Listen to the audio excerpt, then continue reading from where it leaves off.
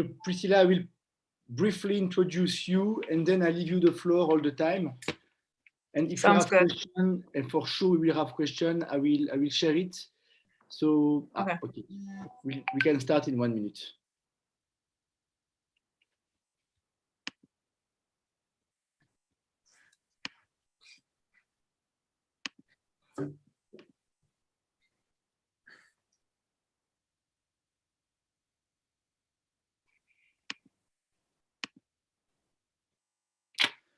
Okay, let's go.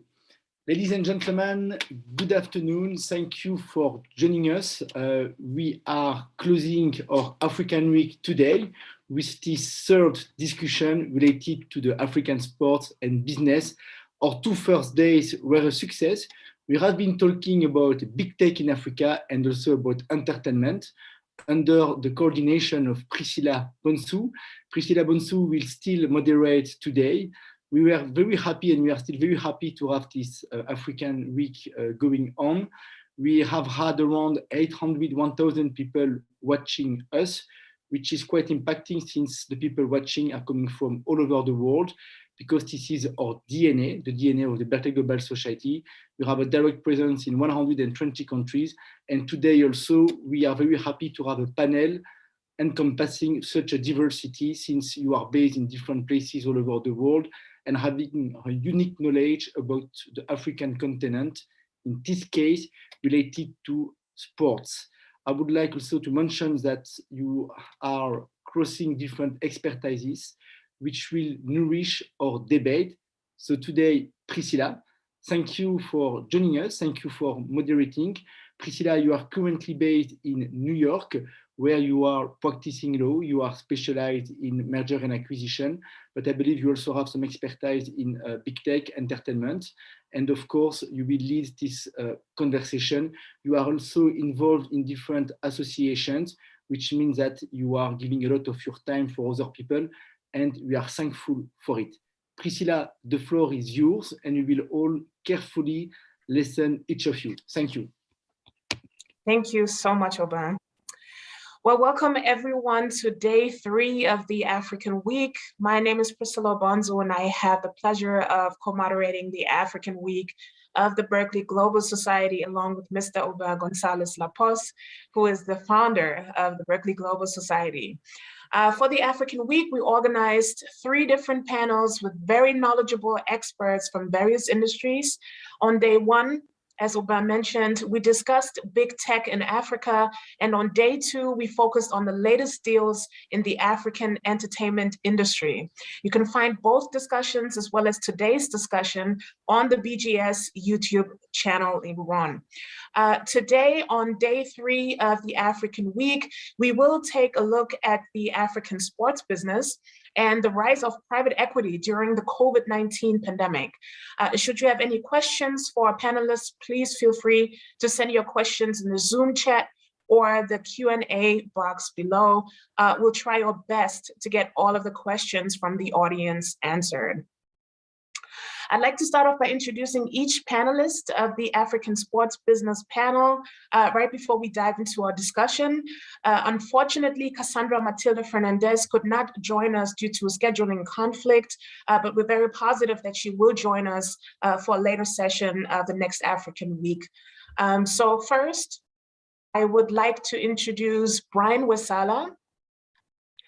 Brian is a seasoned IT professional with over 10 years of work experience. Brian worked with various international organizations, including the World Organization of the Scout Movement and the United Nations, right before deciding to venture into football. In 2018, he founded the Football Foundation for Africa to help create a sustainable business model for the future of African football. A passionate follower of the game, he possesses a deep understanding of the global football industry and is keen to see sports improve the livelihood of the youth in Africa. Brian holds a Bachelor of Science degree in Computer Science from the University of Nairobi in Kenya and a postgraduate diploma in Technology Management from the Open University in the United Kingdom, where he focused on innovation and project management. Brian also holds a professional master's degree in football business from the Football Business Academy. A warm welcome to you, Brian. We're very delighted to have you on this panel today. Next, thank you very much, Priscilla. Thank you. Next, we have Fiete Kaupp. Fiete is the co-founder of the African Giants Football Academy, which is an NGO that aims to empower and develop communities and children through sports and education. It aims at promoting and cultivating character development and at providing opportunities for underprivileged children by using sports as a tool to cultivate and shape natural talent. Fiete studied scouting and game analysis at the EST Hochschule für Management in Düsseldorf, Germany, and is currently enrolled as a student at the Amsterdam University of Applied Sciences in Amsterdam, Netherlands, where he studies international sports management and business. Welcome, Fiete. We're very glad to have you on this panel today. Thank you very much, Priscilla. Last but not least, we have Theo Ajadi. Theo is a manager in the sports business group of Deloitte in the United Kingdom. He has advised high-profile clients on projects across multiple sports, most notably football, basketball, and skateboarding, with a particular focus on corporate finance and transaction advisory services in the respect of football club acquisitions. He has also advised large sporting organizations and stakeholders in strategic projects, recently managing a project related to the commercial considerations and strategy development for a proposed stadium development. Theo also leads the group's opportunities in respect of certain adjacent and emerging sports markets and technologies, such as esports and non-fungible tokens, so-called NFTs. He is also an author for both the Sports Business Group's leading publications, the Football Money League, and Annual Review of Football Finance. Theo holds a degree in economics and finance from the University of Surrey and an ACA qualification certificate from the Institute of Chartered Accountants in England and Wales. Welcome, Theo. We're very glad that you were able to join our panel today. Thanks for having me. So as we did with each of the other panels this week, we would like to start off with an icebreaker question. And today's sports-related icebreaker question is the following. Which athlete has the most inspiring success story and why? Which athlete do you think has the most inspiring success story and why? Whoever wants to go first, this is a question for everyone, for all the panelists. I'll go first. I'm a really big fan of Lewis Hamilton and sort of his story in a sport that is predominantly not dominated by people from certain backgrounds. And I think his story of sort of overcoming those barriers with the support of his sort of family, especially his father, is really inspirational, especially since he's now reached sort of the top of his profession. Great, thanks for sharing that. Who wants to go next? I would go for Sadio Mane, just looking at from what an underprivileged area he came from, and to even have the mindset and the way he made it out of there, I find quite inspiring. For me, Sadio Mane. I'll go for Nwankwo Kanu, retired former Nigeria international and Arsenal striker. Not exactly because of his whole life journey, but a particular event in his career where it was threatened by a heart ailment, and he was supposed to, at least he was advised to stop playing football, but he was able to come out of this situation and be among the top strikers that have ever graced the game, both in Africa and in Europe with Arsenal. So he's a 1996 Olympic champion and won a few accolades with Arsenal as well. So being an Arsenal fan also makes me Kanu an obvious choice. Thank you. Awesome. Thank you so much for sharing that. I personally would have chosen, I think I picked Pelé. I like his story as well, also his background in Brazil, how he grew up. I know there's a movie out there, and so I like the whole story in general. So that's the athlete that I would have picked. So thank you so much for sharing that with us. I would like to start our discussion right now, and I wanted to start off with Brian. Can you tell us about the work of the African Football Foundation and what it means to actually create a sustainable business model for the future? What does that entail exactly? Well, I started the Football Foundation for Africa with the intention of seeing how we can better resource grassroots football on the continent. And I believe this is very important since it represents what would commonly refer to as a bottom-up approach to building an industry. And this was out of the realization that there are not enough opportunities or quality opportunities in the football industry, in the sports industry in Africa. And if you look at how things are run, it's usually very top down. You know, resources are managed from the top with the sporting pyramid, where FIFA creates all the money and redistributes it to its national associations with the aim of developing the game. But what this means for Africa is that the grassroots are usually starved of resources, since a lot of this goes into developing the top leagues and the top the national teams, which are what really, if you can say, attract more resources to the industry. You know, when we watch the World Cup, when we watch our leagues, that's where the money comes from broadcasting and other avenues, which we'll touch on later. But then you find that at the grassroots level, where we are supposed to be really getting the people, the players in Africa, there is not enough opportunities there. And what this has resulted in is a lot of players focusing on migrating as the only way of making it in football or in sports. But we are also aware the opportunities both home and abroad are limited professionally. So the best way is to see how we can better resource the grassroots and see how we can focus beyond just the playing opportunities into other careers that support and surround the sports ecosystem. So that's really where the Football Foundation is for Africa is looking to make a difference in developing the whole ecosystem, the business side of the game on the continent. Thank you. Awesome, thank you. My next question goes to Fiete. What kind of projects or initiatives does the African Giants Football Academy actually work on, and how do you develop the communities through sports and education? Well, basically, thanks for that question. First of all, we try and use education on one component and then football, sports as the other component.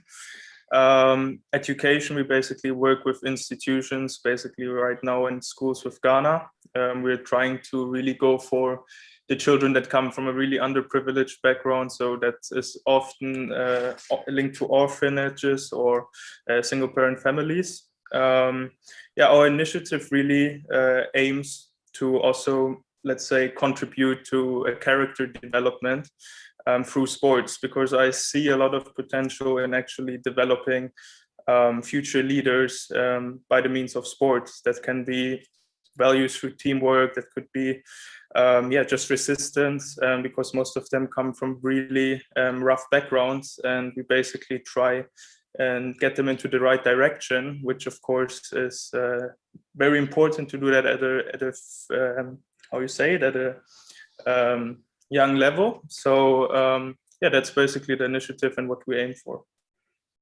Awesome, thank you. So today we will also be talking about equity, and I wanted to ask all of you, maybe a few can start with this.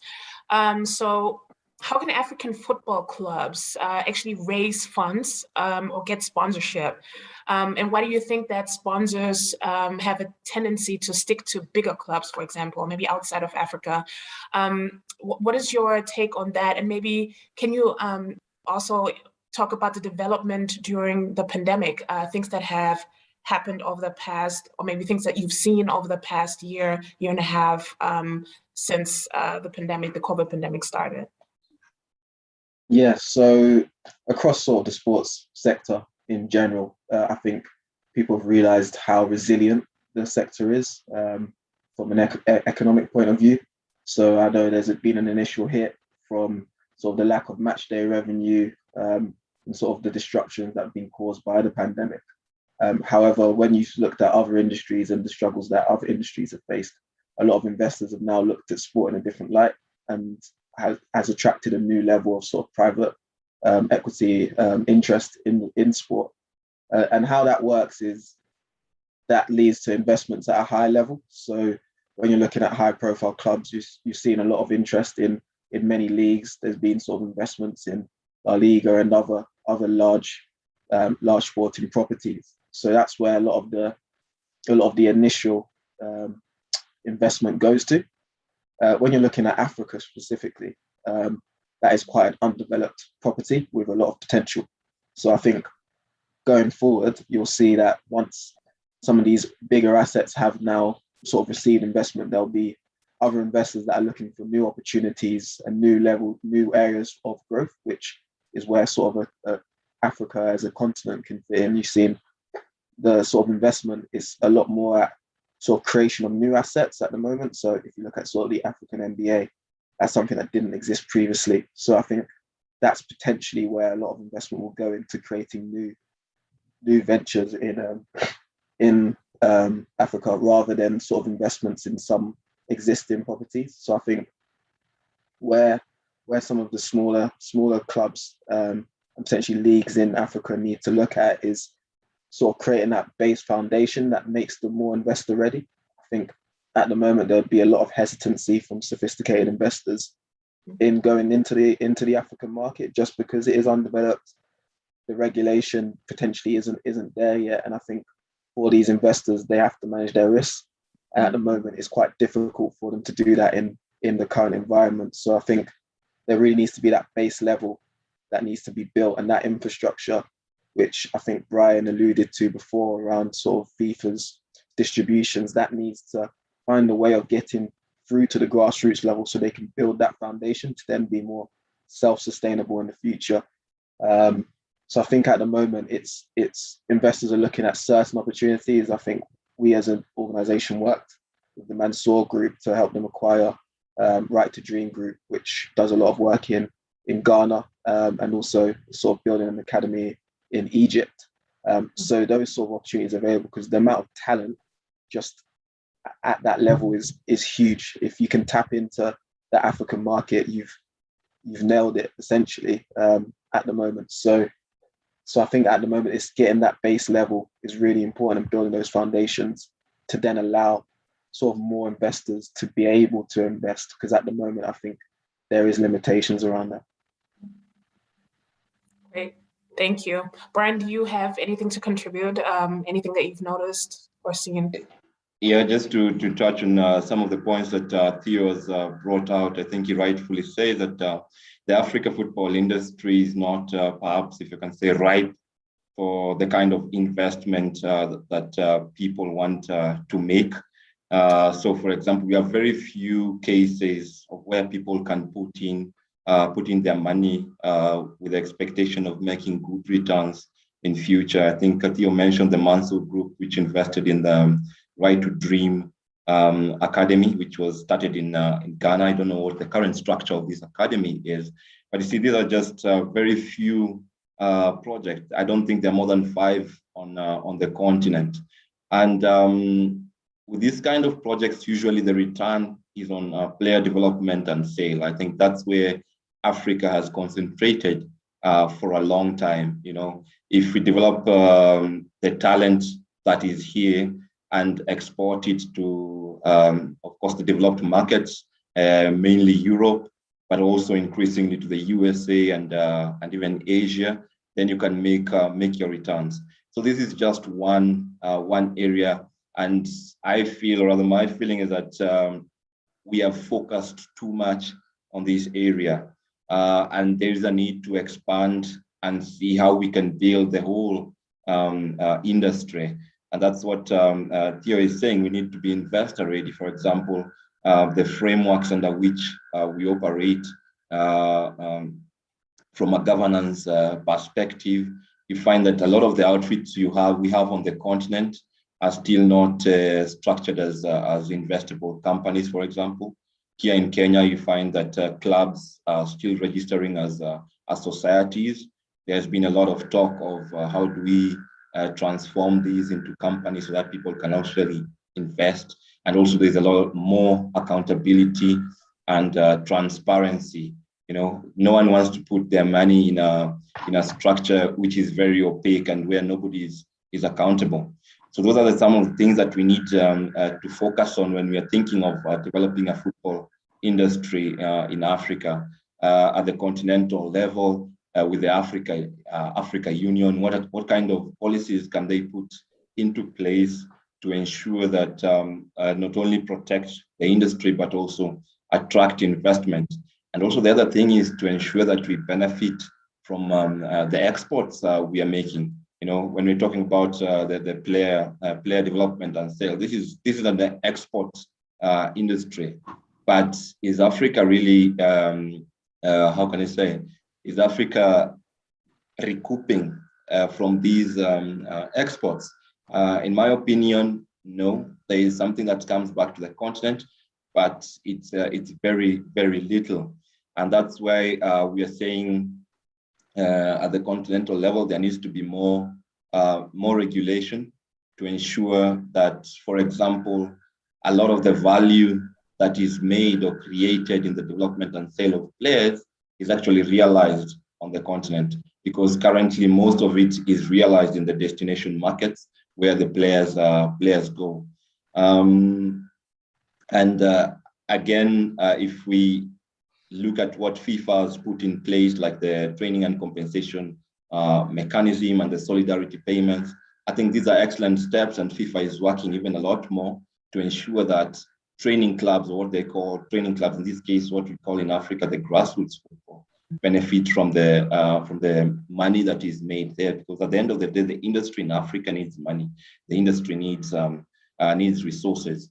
But then again, it's a lot of work needs to be done within the continent, especially with this grassroots football club, to make sure that they're actually ready to receive this money. And it's one of the things we're trying to do with the Football Foundation for Africa. We have an initiative, the Africa Football for Development Network. So we are trying to, through this network, bring together grassroots football communities across the continent under one platform to, first of all, enhance their visibility and also their longevity on the continent, so that even as they produce players, they're compensated for these. And this is what can be invested into building the industry. Because if you look at the industry in Africa, the players are there. That one is a guarantee, the talent is there. But some of the things that we are struggling with, I think for me, top of that list is facilities. The quality of facilities in Africa, especially at the grassroots level, is not good enough for us to be able to package this industry and exploit its potential. So those are some of the things we are looking at. Of course, there's a lot of work to be done in that space. And that's why I was telling Theo the other time, we need his skills on the continent to help us see how we can structure our clubs, our academies into investable products for that we can sell. Priscilla, if you don't mind, I have a question in the light Sure. of you and Brian's comments. So you are mentioning some projects in Africa now. What kind of investors do you have? This is my first question. And my second question, you are mentioning that there is a need for investors. And what kind of investor are you looking for? Is that Yes. directed to me? Both of you. Okay, Theo, you can go first then. In terms of investments across sport, you've got it mainly comes in at either league or club level. So when an investor is looking at sort of a property, what they're looking for is especially if it's private equity, is you're looking for returns within a sort of maybe 5 to 10 year span. So when you look at, say, properties like you get in Africa at the moment, with the amount of development that is probably required, you're looking at maybe a longer term horizon to realize some of those returns, which is potentially a hindrance or not an attractive proposition for some of these organizations which are looking for organizations that are more professionalized already. So in terms of investment, like Brian said, is on the player side, there's a lot of talent available, and that pathway can be created to allow sort of that export in towards sort of European or other markets, which you can then realize returns on that if you've got an organization such as Right to Dream, who owned a Danish club, who were firstly exporting players from the African market into the Danish market, which has a lot more visibility than the African market. You then export those players to larger European clubs, and that is where you see a return. So in that sense, you can see it, but then talent is only one portion of the sort of economic model that is run by a lot of sporting organizations. So you've got, outside of that, you've got your broadcast, your commercial, and your match day. And if you look at the African market, across those three more traditional streams that you might see in a European market, is relatively undeveloped. You got your match day is limited by the economic sort of power of households to spend large sums, and at the same time, you look at it and you think you want to. There's different models for how you can monetize that, and then if you look at the broadcast and commercial markets, there's a bit more risk attached to that from a broadcast or commercial point of view, in terms of the opaque nature of some of these organizations and making sure you're attracting the right kind of organizations to support these assets. So in terms of where investors are, you've also got to look at from the sort of African organizations point of view is, what is your long-term goals? You can get an investment now, which maybe if someone wants to take up a larger stake of your business, is that the right path? Is money now really exactly what you need? You need that long-term growth. So if you've got people coming in that are potentially looking for that short-term return in 5 to 10 years, is that the right move for organizations? So there's that balance between the need for equity and capital, and also balancing your long-term objectives, because they can clash a lot, especially for developing products. So I think in general, I'm not sure if I've actually answered your question, but from an investor point of view, it's just a tricky one on both sides. For the investors looking to invest in, are the assets ready for investment, and can I realize a return in the time horizon that I've set myself? And then from the sport organization's point of view, is this investment the right decision for us to develop in the long term, rather than potentially where this value is largely going to be seen by an investor and not by the continent? And it's balancing those two, which is tricky. If I can add from my perspective of how we're trying to work at FFA, I think the space also lends itself well to impact investors. So in this case, we are hitting the CSR kind of philanthropy access to support the growth of the industry on the continent. And this is now we start working with organizations that in the sport for development sector to see how they can invest in the industry. And I think we have a challenge here. I mean, it's good that there's a lot of people who are willing to come with the notion of giving back and developing a community, for example, like Fiete is doing. But at the same time, we need this to happen at scale. You know, it can't be everybody doing small things in their corner, attracting small donations here and there. We really need to come up with funds. And there was even, I think there was a paper I was reading recently and I shared with Theo, how philanthropy is trying to borrow from the private equity models in investing in communities on the continent. So that's how we need to start thinking and bringing all these projects together, so that we have something that has the capacity to not only transform the industry, but also to transform the economic and social aspects of society in Africa. So that's the other thing we're doing with AFD, and I mean it's about the numbers. Yeah, if we put a lot of these things that are happening on the content in under one platform, then think of how do we structure this to bring in more investment to this level. Then we have a good we have something good going for us. At the same time, you know, that's the long game. In the short term, we still need to survive, and we need these grassroots football communities, as I like to call them, to thrive. So it's important that we help this grassroots football community to structure themselves properly, so that they're even attractive to their immediate communities. You know, in sports, you say your first sponsor, your first investor is your community, but are you an asset to that community? Yeah, so that's what we are trying to help these academies start thinking. How are they being of service to the community? How are they an asset to the community? How are they structured even to attract that local business to support them and invest in them? Because they need to start working or embedding themselves in the communities in which they're trying to thrive.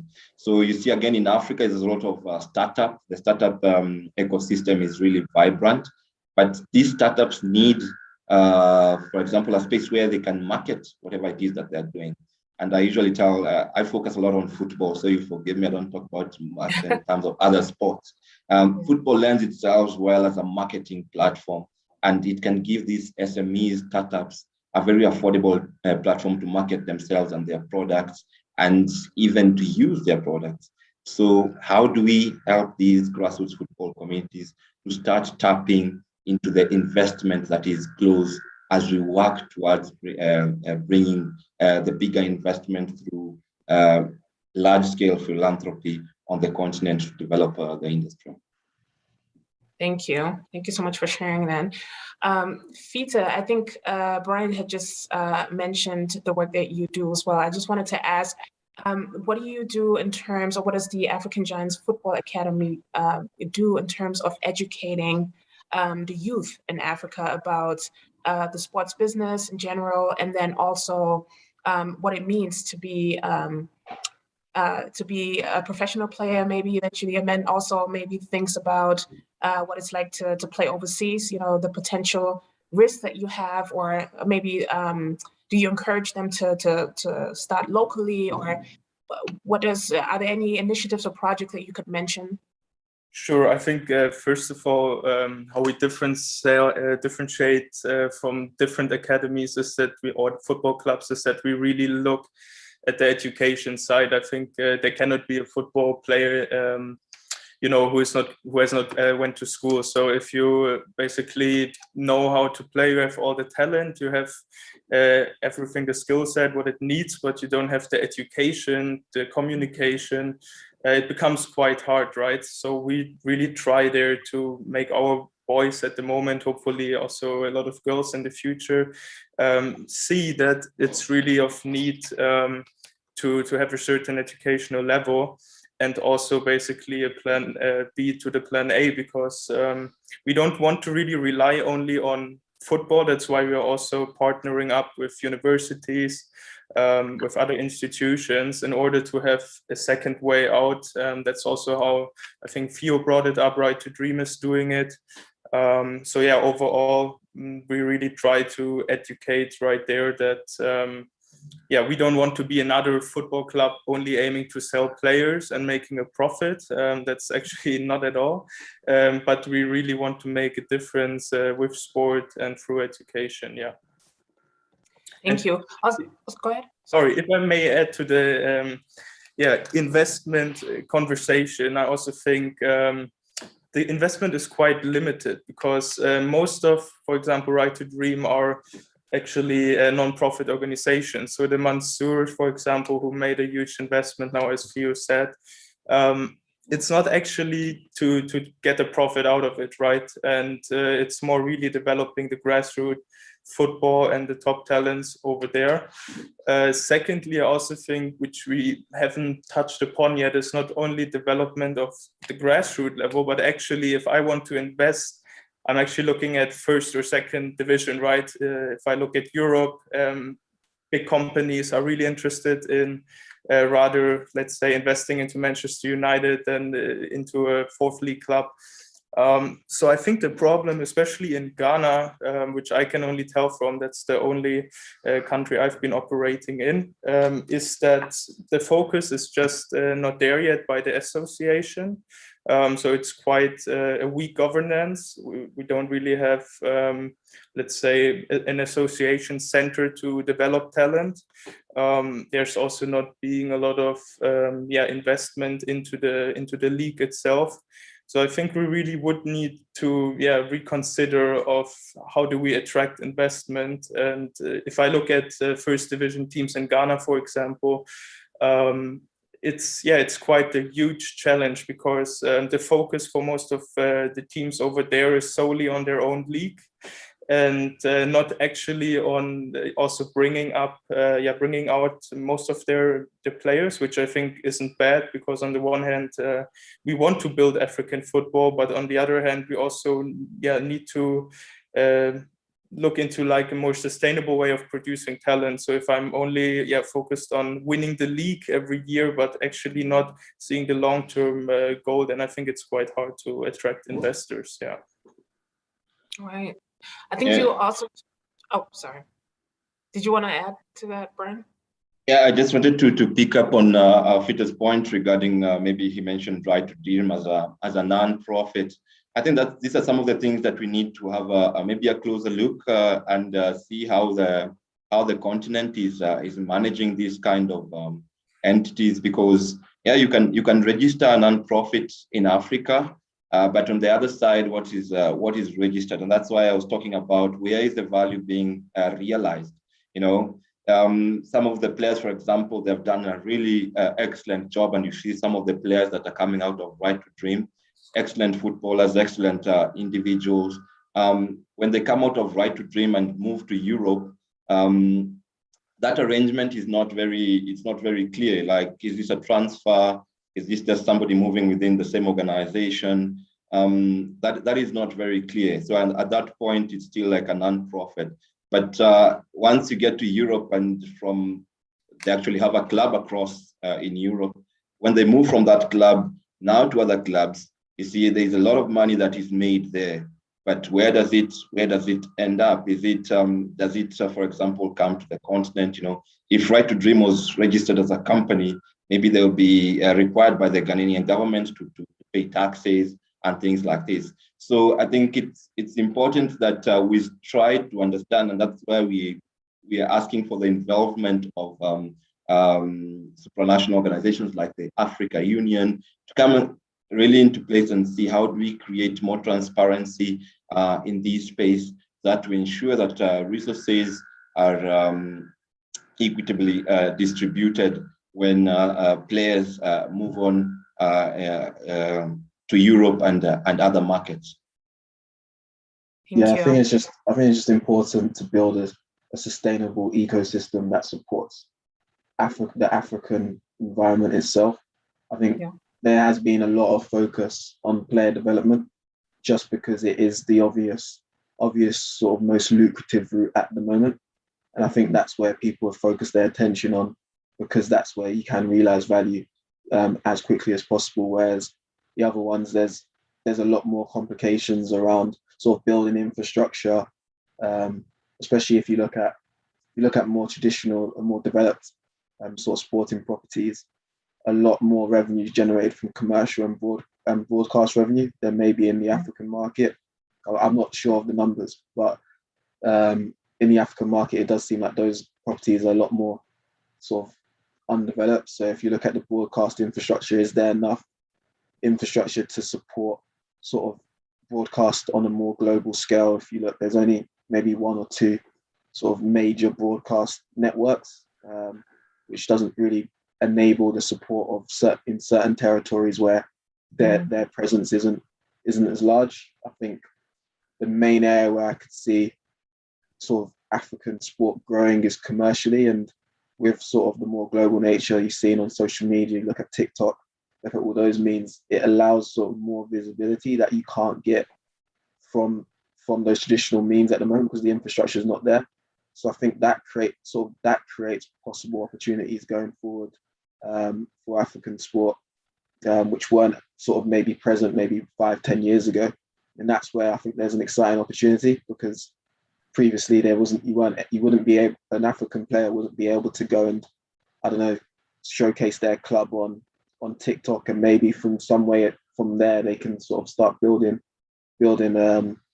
and developing that grassroots level, and then also at the more professional level as well, because outside of maybe one or two a few nations, those are really undeveloped. You might look at, say, South Africa, maybe like Nigerian Premier League, where there's a bit more structure there, where some others may struggle a bit. So I think that's where there might be more focus needed to sort of support that development. Fiete, Theo, and Brian, you are each talking about building infrastructures to have new facilities. We have a very good example of a new player on the market as an investor, which is Qatar Foundation, and I am here talking about Aspire Zone, which is something quite amazing. Do you think that this is what you are looking for let's say, the African continent? Are you looking for that kind of new investors and new model?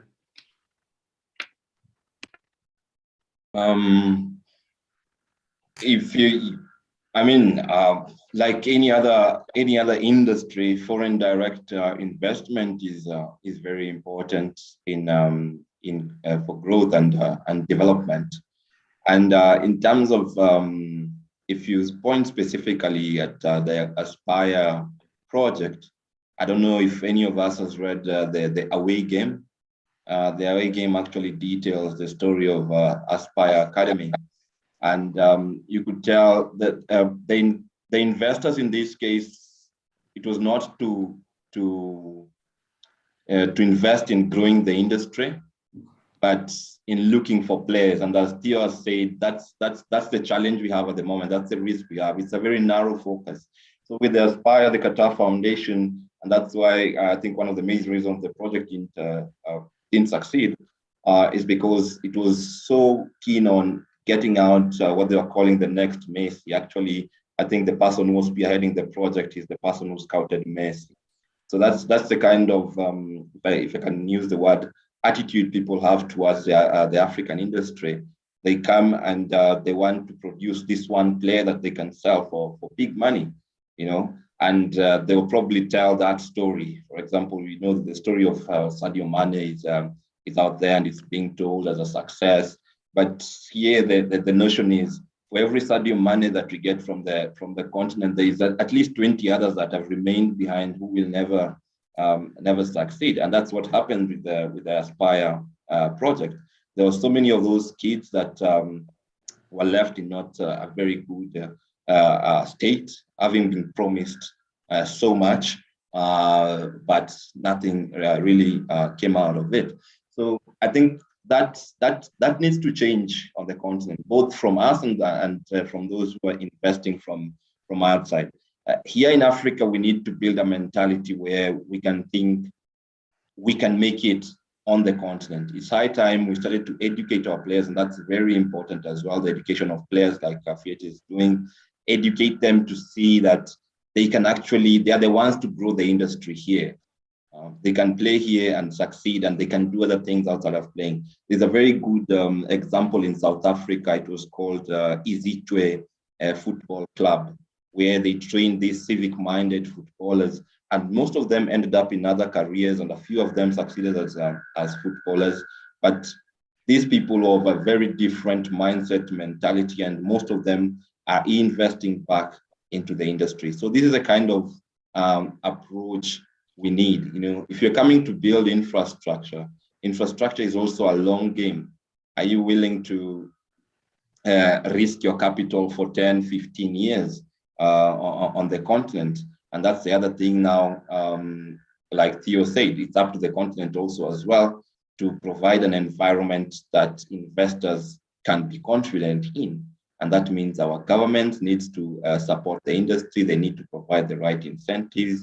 AU needs to provide the right framework to ensure that the infrastructure is developed. So my answer there would be no and yes in terms of the Aspire and what they try to do. Probably if they come with a different model, it would work. And yeah, let's focus on improving the quality of opportunities here on the continent. And this does not stop our players from moving abroad. You know, always the best and the fortunate will move, because football again is a game of chances. You know, you might be the best, but at that time when the scout is on the pitch, you're not at your best. So you miss out on the opportunities. But if we focus on improving the quality of opportunities in the industry here, then we can start to talk about a positive future or a positive environment here on the continent. Yeah, I totally agree with you on that, Brian. I wanted to quickly ask, I think Fiete almost or briefly touched on this. Do you see, what's the development in terms of women? Do you see more girls now joining or showing interest in playing football? Like, what's your take on that? Yeah, I think it's even more interesting actually than the men's football in Africa, because especially in Ghana, we have a lot of female teams and a lot of girls are really passionate about playing. Also, I think related to history, it wasn't always supported, but nowadays, in my experience, parents are getting more open, at least in a way, to support also their daughters to play or exercise any kind of sport. Doesn't necessarily have to be football. So for me, actually, the long-term goal is have at least 50% female graduates in our academy, because I really see huge potential. I mean, if you look also at Europe, how the sport is growing, I really do think it's time that we also look much more on the female side of sports, and not only focus on the short-term money side that Brian just mentioned, for the men basically. Yeah, I could just add to that. So I think what's wonderful about women's football in particular is that compared to sort of the men's game, which is obviously a lot more developed, women's football has a lot more chance to sort of mold itself in a different way. Whereas the men's game is very much entrenched in its previous traditions.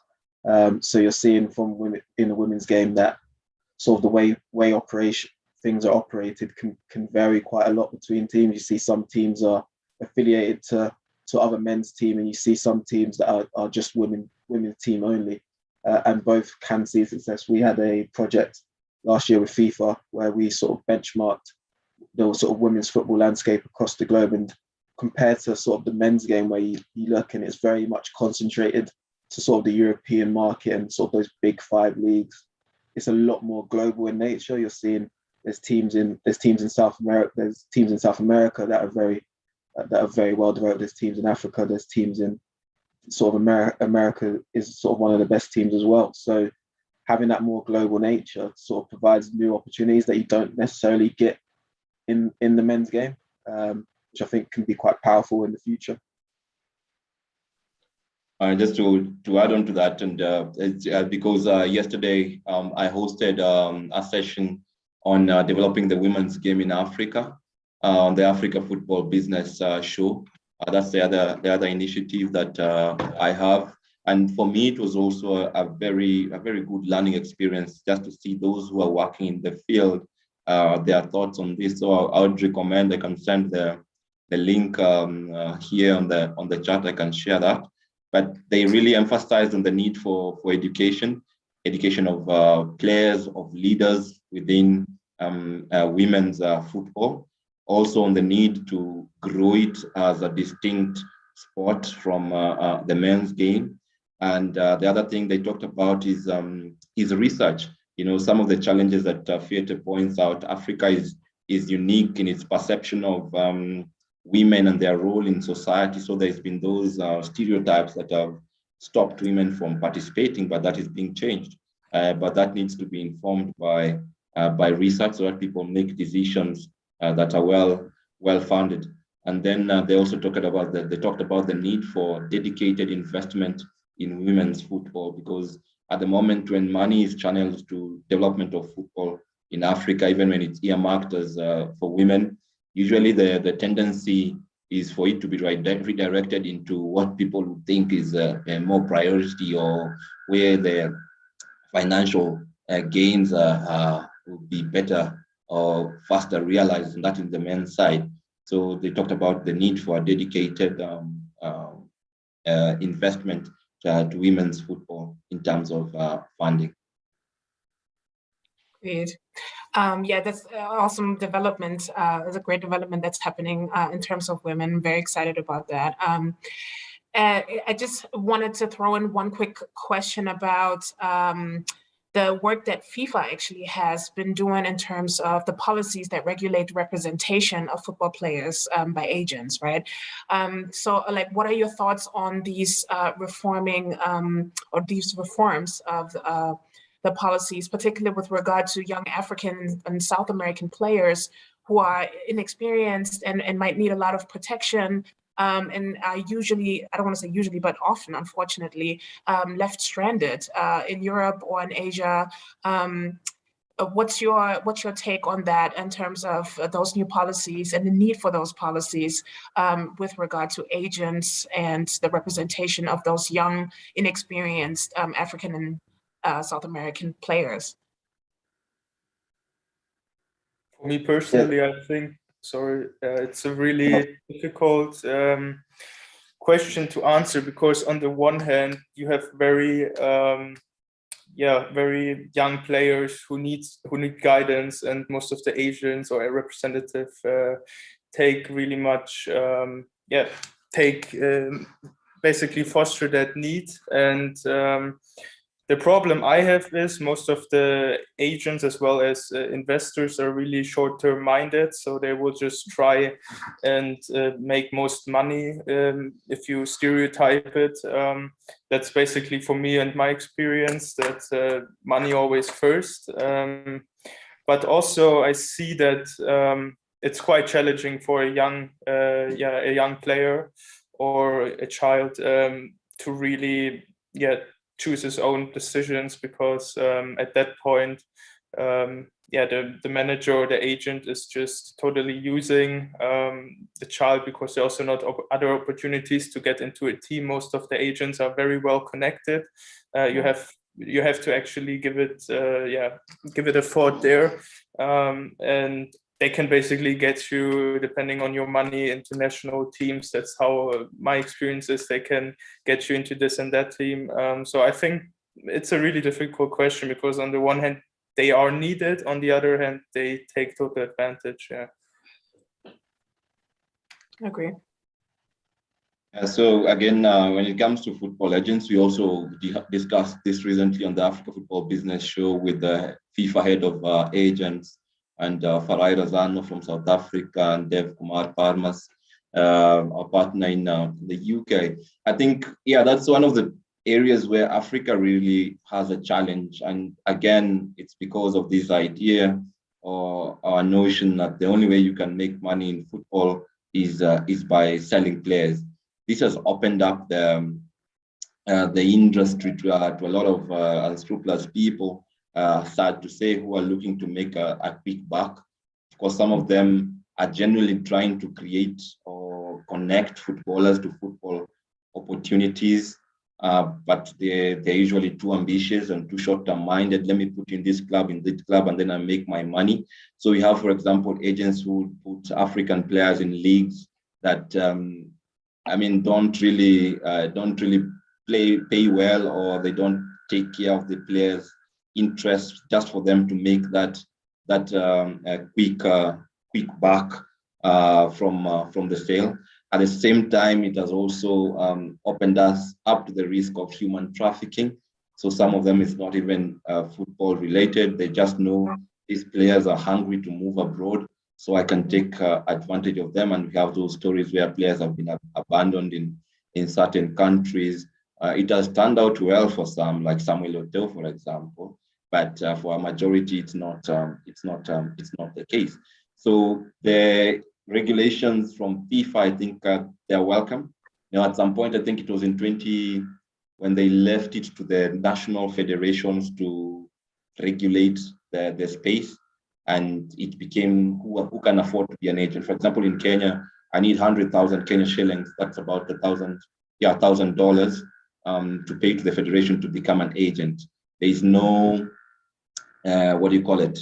scrutiny or due diligence that's done to make sure that it's the right people who are getting into the business. So that needs to change, and it needs to be supported by a lot of education. If there can be a process of qualification and requalification for these agents, where licenses are issued and revoked, so that we are in control of who can be able to do this. And to be honest, for me, the fewer agents we have in the industry, the better. Personally, I would do away with agents. I think they're people who have just made themselves necessary. So they're kind of unnecessary evil to say, to put it in a way. But I think whatever they do, if there was more openness, more transparency between clubs, federations, then we would not need them. But because of that information asymmetry, we need to have agents, but they need to be better regulated to protect players, especially in Africa. Totally agree. Aubin, did you want to add something to that? Yes. Many thoughts. One is each of you have been using the word of talent, and thank you for that, because this is the essence of the sport. Everything is around the existence of a talent.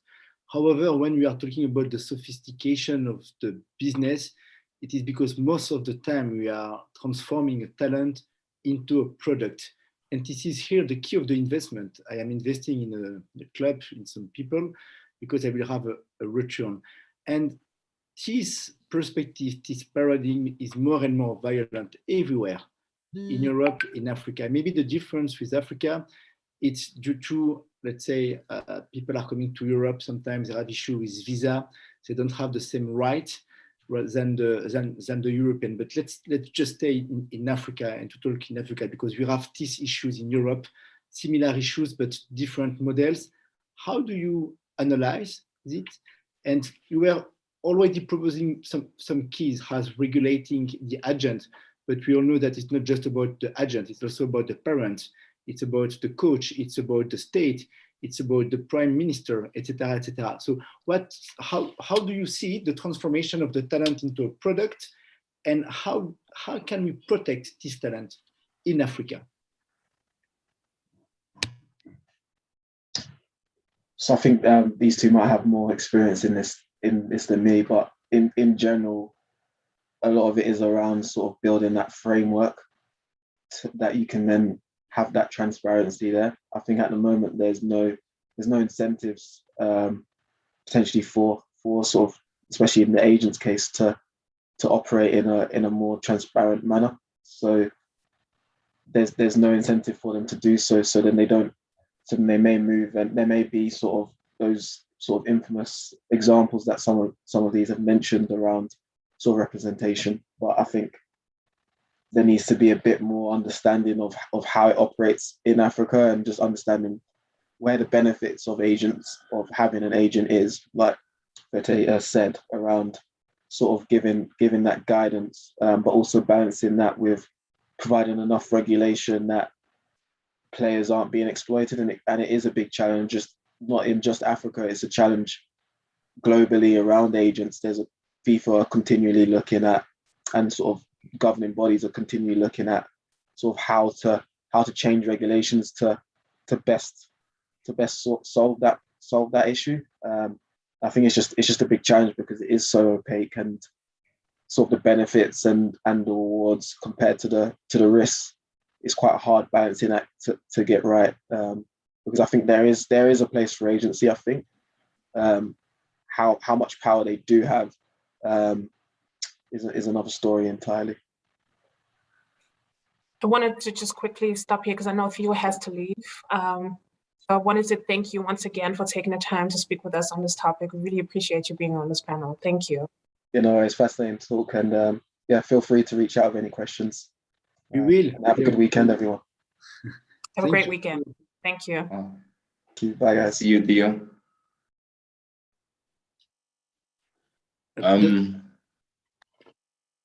Just to finish about the agent, to three of you, Priscilla, I'm not fan of the existence of the agent. I will ask you the question: should we remove the agent? I don't believe that one person can work both for the player and for the club. For me, I will not just speak about the conflict of interest, but let's say that it's corrupting the whole system. What do you think about it, Brian and Fiete? I see you moving, so maybe you disagree with it. Yeah, you go ahead, Brian. Like I said, agents they've made themselves necessary in the system. So I think it will be very difficult to remove them or to ban them. There will always be some kind of agency in the system. But like you, I also think that if there was enough transparency in the system, we would not need them because it's all about the information asymmetry, as I said. They have certain information about the club that the players don't have or the coaches don't have, and they have information about players that the clubs don't have. So this is where they take advantage. But for example, if these information about clubs and players resided with the clubs and the federations and FIFA, then we would not need agents. And to your question, how can we transform this talent into a product? First of all, I'm a bit hesitant to refer to these players as products. I would rather, how do we transform these talent into professionals so that they're respected just like any other professionals, especially in Africa. Maybe in Europe it's happening, but I know there's challenges there as well. But look, for example, in Africa, some of these players are moved to Europe at the age of 16, 17. This is somebody who has not developed well, especially in terms of his education. So for me, education is very important. On one side, it's the education of the players and their parents, because you find that parents are also sucked into this because of the economic and social situations in Africa. If I tell you we can take your kid to Europe and it's going to earn a lot of money, I mean, communities come together, relatives coming together, they contribute for plane tickets and all that, and not even sure where their son or daughter is going. If we educate the player, first of all, and then their parents, I think that will be very important. Something I've been thinking about lately is how do we raise the age at which players from the continent or even globally are allowed to sign professional contracts? Because I believe if you're moving to Europe at the age of 18, you should probably sign a developmental contract, as I would want to call it, something that encompasses an educational aspect into your development.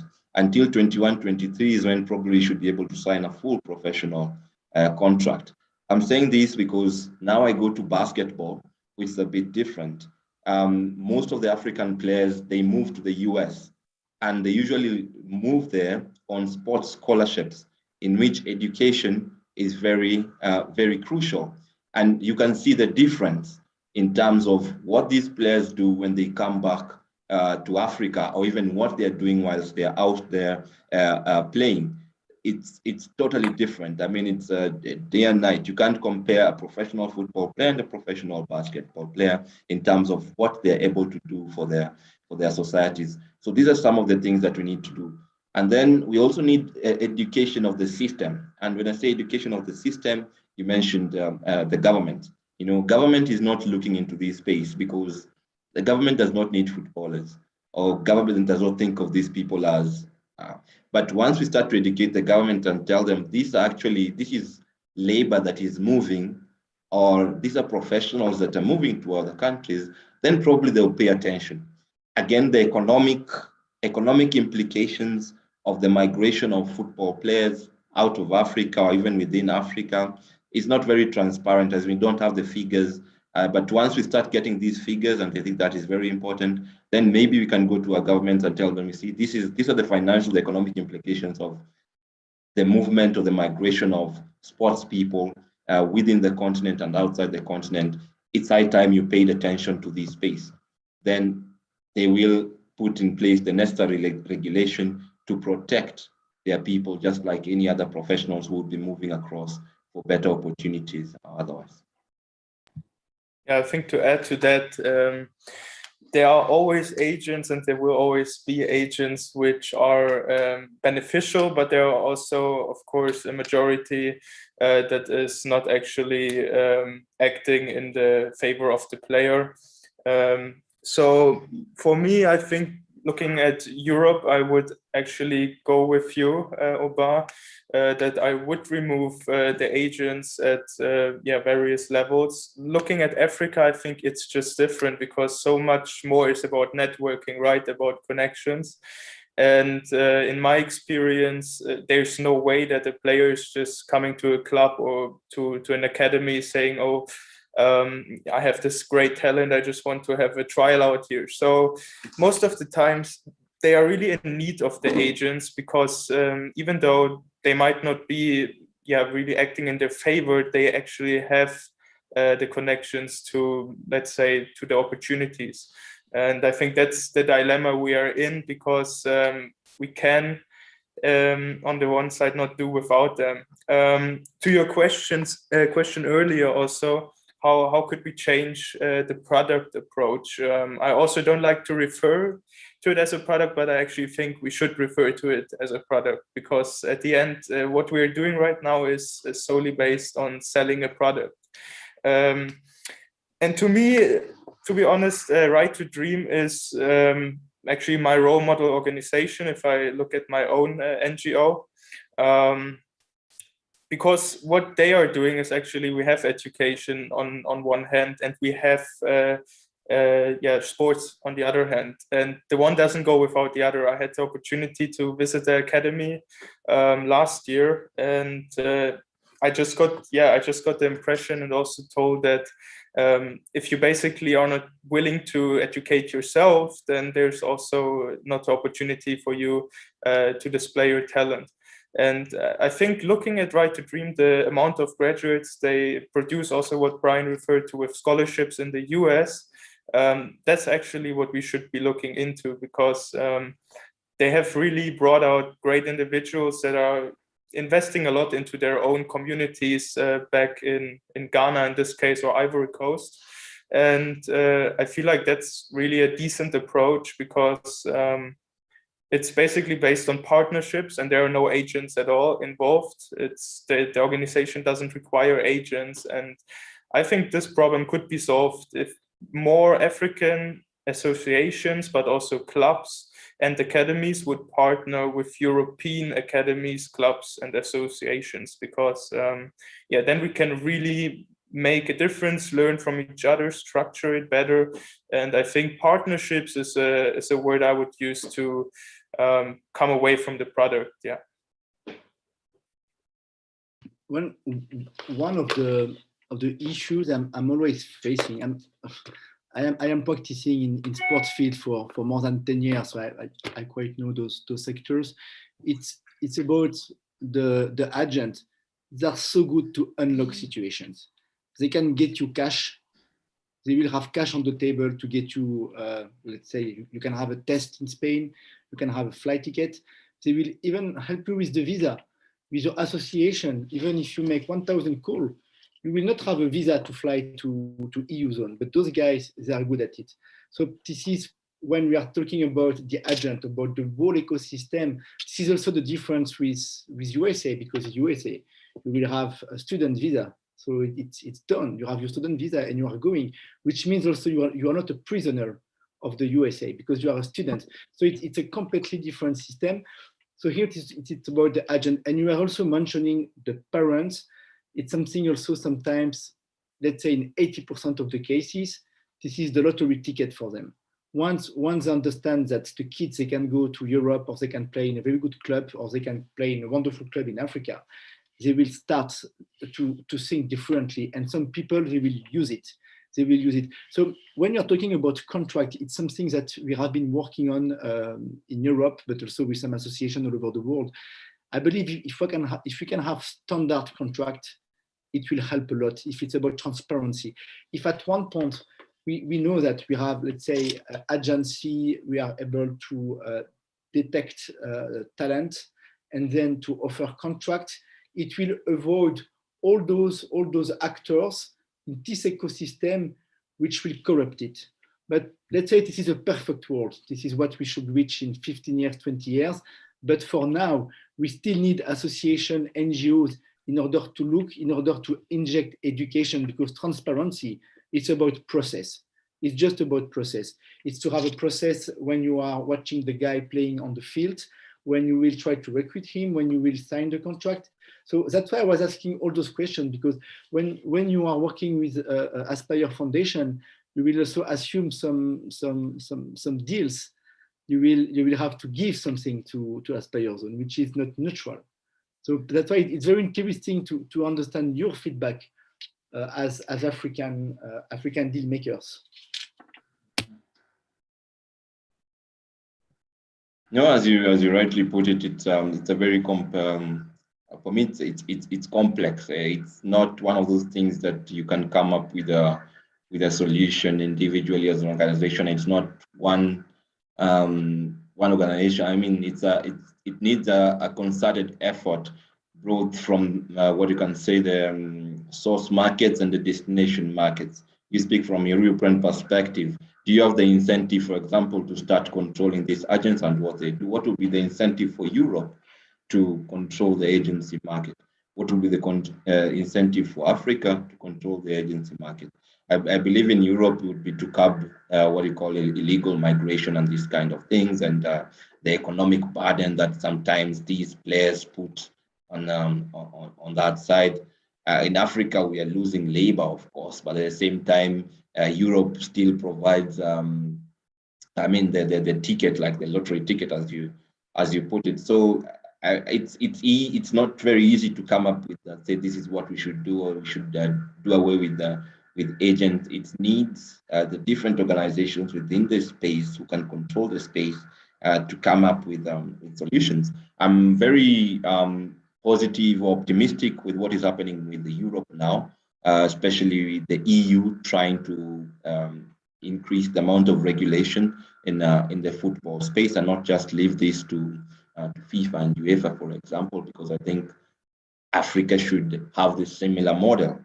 The EU maybe should be looking how is the EU working with the sports ecosystem and try and borrow what can be done on the continent, of course, not to copy paste, but look at what works within our economic and social context. So there is no clear answer as to how we can solve this issue. As you say, these agents, some of them have a lot of money at their disposal. I think I had a comment at a recent webinar, I think it was the day before yesterday by Play the Game, that up to 75% of the money that is in football could be illicit money. You see? So they have the money at their disposal. Whatever is happening there it's very difficult to control, and we don't want to get into that. Sometimes even as organization, you could be offered money in terms, like you're not sure where it's coming from and how it's being made. So what do you do at that point? So there are lots of challenges, but I believe there is opportunity to create alliances that can better help the space. Thank you, Brian. I think you just talked about how it's important for FIFA, for example, to work within the social and cultural structure of Africa, for example. And I just wanted to ask you about this Eurocentric approach when it comes to football, for example, in Africa compared to maybe in South America. What's your take on that? And what are the effects of the fact that FIFA is actually regulating football in Africa when there are cultural differences or social differences and structural differences? I think that's one of the areas that needs a very critical look, and it's been discussed in certain quarters, at least in Europe. You know, whatever, a lot that's happening in football is regulated by Europe. And this is obvious because the industry is highly developed in Europe. So it's only obvious that they create laws, they create the supporting infrastructure to help their market to grow. But this usually is done without consideration for Africa. But we cannot sit and say we wait for Europe to create laws for Africa. That's why I'm saying the AU needs to step up. The government needs to step up. At the same time, I believe there is a need for FIFA or UEFA to how can I put it, to reassess their relationship with Africa, because you find FIFA still operates with a very colonial mindset. You know, Africa is where we give funds, and we tell them what to do, and that has, if I can say it, as the challenges we're facing, for example, in governance in African National Association is a direct result of this kind of approach. You know, if you're giving me money every 4 years or every year or in a 4-year cycle, you're just giving me money and you expect me to use it, well, of course, we'll always have bad elements in the system and they will take advantage of this kind of situation. So it's high time FIFA reassesses how they deal with Africa and African associations and probably come up with a more a system that enhances accountability and transparency, and at the same time start to build capacity in Africa, and especially management capacity. You know, for a long time, what FIFA has been doing is developing coaches, developing referees, with a sprinkling of administrative training on the continent. So we have what we call a broken system. And yeah, some of the funds that they're channeling to the continent, I think, can be better used to develop the management capacity. And I was surprised the other day to find out, for example, FIFA gives its money in cycles of 4 years. So for the 2016-2018 cycle, they gave Africa only 32% of what was due to the continent. The rest, 68%, they couldn't give because the National Association could not provide projects to be funded. So where is the problem here? The problem is in the capacity that we have on the continent. We have people working in national associations who cannot even do a proper project proposal. We have put national associations are never even told to give their, what do you call it, financials, that they don't publish their financial statements for people to scrutinize, but still they will continue to receive money. And the only, in this case, you'll be told, okay, now we can't give you money because you don't have this and this and that. I believe that's not the right way. That money can be channeled through other organizations. We have advisory companies on the continent, for example. They can use this to channel this money and to make sure it's put to proper use. And that's why I think when I got this invite about this webinar, it was on sports equity. I think I look at equity in the other definition. I mean, if we want to really develop sports in Africa, to develop football on the continent, you should probably giving Africa 150% of the money that is being generated, and just make sure that it's properly utilized. And there are organizations on the continent that can do that, and they can help these national associations to better structure themselves, to set up their governance structures properly, to have the right professionals. We have professionals who are interested in football, but I can tell you from experience, most of them shy away from football because of the challenges we have there. But still, the future is positive, and I believe we can be able to transform the game on the continent. Awesome, great. Aubin, did you want to? I just saw you unmuting yourself. Yeah, I'm facing the same experience with the federation. I will not mention the country. It's in Africa. I'm working with them. And I was just saying, listen, you have budget, you have money waiting for you, 1 million, 2 millions. If you are just entering in the process to introduce a project, And this is about the structuration of the whole business. Here, people have the knowledge that if you apply, you can get the money. So first, you need to know that you can apply. Then you need to understand how to apply. And third, you need to have the good human resources in order to make it happen. So once you have this ecosystem, you will get the 98%, but it also means that you need some consultancy company, you need some, I know a very good association, SCP, it's Cassandra, she was supposed to be here. And she's helping so many associations and NGOs in order to work on it, to get the money, because they know where is the money. But it's like all the time in your life, huh? It's about the value of the knowledge, unfortunately.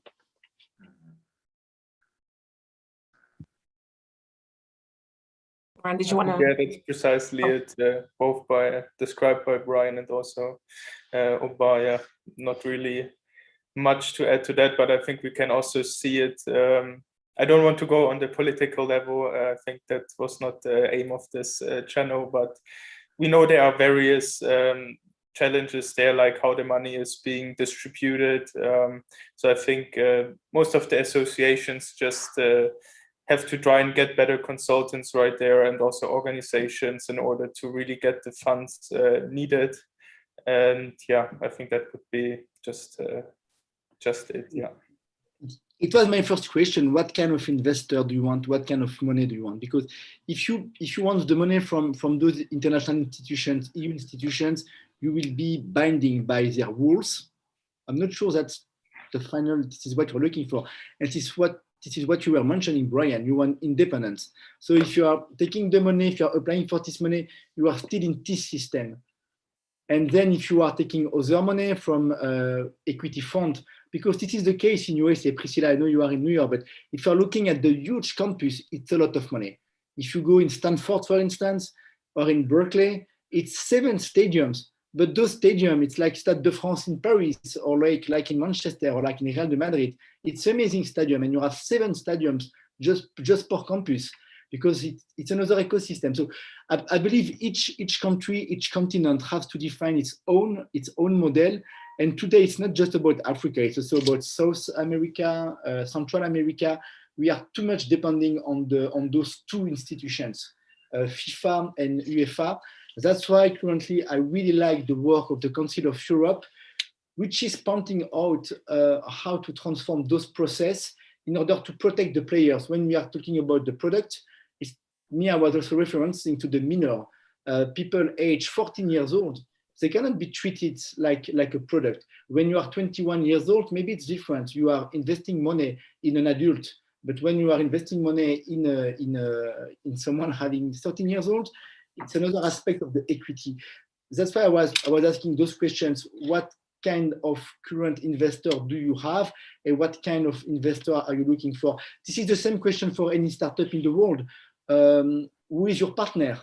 Who is your investor? I know, Priscilla, you are an amazing M&A lawyer, so this is, I believe, this is the next question that we should all ask ourselves. Who is the next partner? Who are the stakeholders of this industry, of this ecosystem?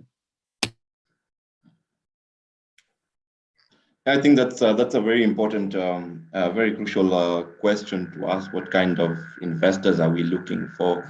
At the Football Foundation for Africa, I must say that the organization is still young, relatively, just over 3 years, and they're still trying to, a strategy evolves, the business model is evolving. So I want to see how I can get sponsorship or investment from the companies here in Kenya.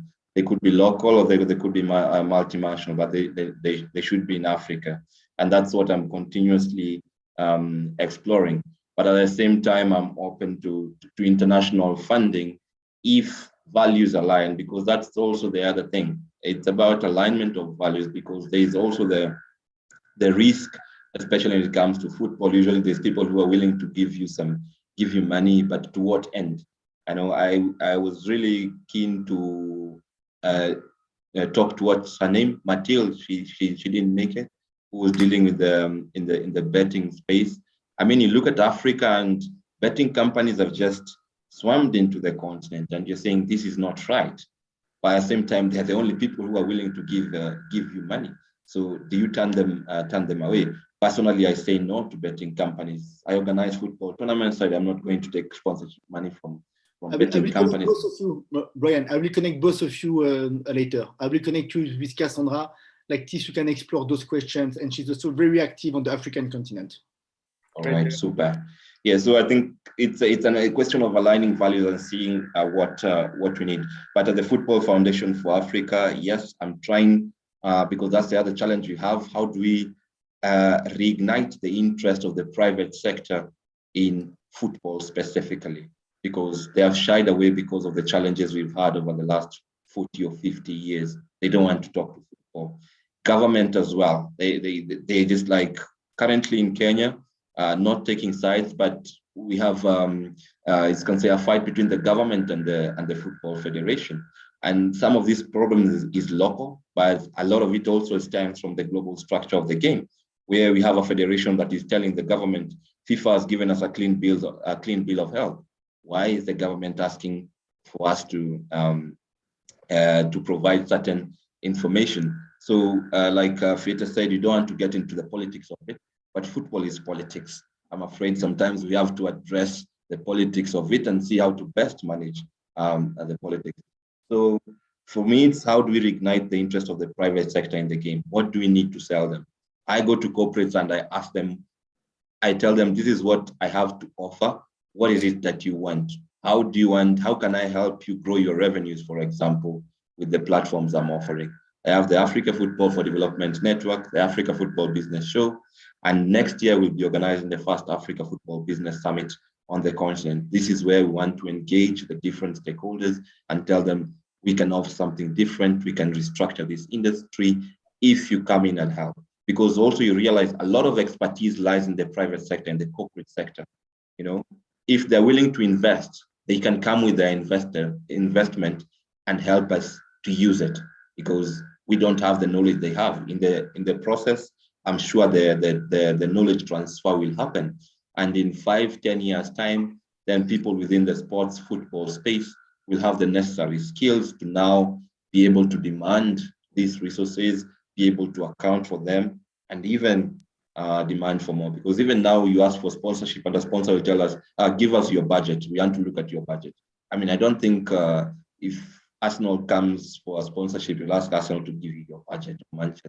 So it just shows where the industry is in terms of development, in terms of qualifications, capacity that we need to work on in future. Awesome. Thank you. So we only have about 2 minutes left. I just want to make sure that you let the audience know how to connect with you. What's the best way to reach out to Brian and Fiete? For me personally, it's either on LinkedIn, also via our website, africangiantsfa.com. But yeah, for me personally, either LinkedIn or also Instagram, of course, social media. Okay, awesome. Well, I'm sure there's still a lot of questions coming in. So for you, Brian, what's the best way to reach you? I think it's the same as Fiete. I'm available on LinkedIn as Brian Wesaala, and also Twitter, Brian Wesaala. I try to keep these two platforms as professional as possible. My Facebook and my Instagram a bit more relaxed. But even more important is the Football Foundation for Africa. We are present on Twitter, Facebook, LinkedIn, and Instagram. And if you want to email, it's info@footballfoundation.africa. Right. And you have the podcast, right? The podcast on African football? The Africa Football Business Show. So we are finishing our 4th season next week. And we'll be starting again after the Africa Cup of Nations in February. So that's the Africa Football Business Show. On YouTube, it's FFA Media. Great. Thank you so much for sharing that. I've been listening to your podcast and I really, really enjoy it. So everyone, if you get a chance, please tune in. It's very interesting. All right. Well, thank you all so much for taking the time to speak to us about the African sports business. We certainly enjoyed the conversation. I hope you did too. Thank you so much for joining the Berkeley Global Society. We really enjoyed the African Week altogether. Aubin, did you want to add something? Yes, yes. I want to thank you, Priscilla. It was 2-3 months of work. It's not easy to bring such talented people together. It was one work of intense work, since you are also working in New York at your law firm. So thank you very much, Priscilla. I wish that we will make it soon again in 2022. Thank you, Brian. Thank you, Fiete, for this talk. Let's continue the talk outside the room. So, but the main thing, Priscilla, is thank you. We are delighted to have you in Berkeley Global Society. Thank you for your commitments, and kudos for all your commitments all over the world, Priscilla. Thank you. Thank you all so much. Thank you very much for the invitation. Pleasure.